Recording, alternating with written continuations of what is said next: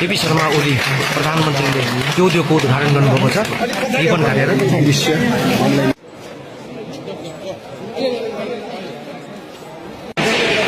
सम्माननीय प्रधानमन्त्री केपी शर्मा ओली महोत्तरीको गौशाला स्थित इटाटारमा निर्माण गरिएको 2 अर्ब बढीको लागतको यो कागज उद्योगको आज उद्घाटन गर्नुभएको छ।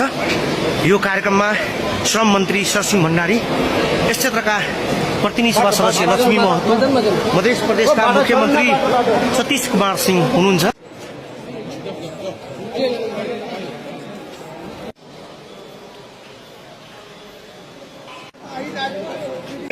निरुत्साहित हुनेछ र हाम्रा देशका डलरको जुन बाहिर एक्सचेन्जमा जुन समस्या हुन्छ त्यो चाहिँ हाम्रो सन्तिति हुनेछ। त्यसकारण चाहिँ म सम्माननीय प्रधानमन्त्रीजी आग्रह गर्न चाहन्छु कि हाम्रा मधेसमा यस्ता ठूला अत्यधिक सम्भावनाहरू, अझै इन्डस्ट्री राख्ने सम्भावनाहरू छन्। त्यसमा थोरै सङ्घ सरकारबाट पहल हुनुपर्ने जरुरी छ, किनभने हाम्रो प्रदेशमा अधिकांश जनसङ्ख्या भएका त्यसमा चाहिँ झन्डै पुरुषहरू विदेश पलाइन्छन् र महिलाहरू घर बसी बाध्यता स्थिति छन्। जो महिलाहरू जबसम्म रोजगारमा आउन सक्दैनन्, जबसम्म महिलाहरू रोजगारमा आउन सकिएन भने एजुकेसनमा चाहिँ त्यतिकै पछाडि दिन प्रतिदिन परि नै रहेछ, स्वास्थ्यमा पनि पछाडि परिरहेछ।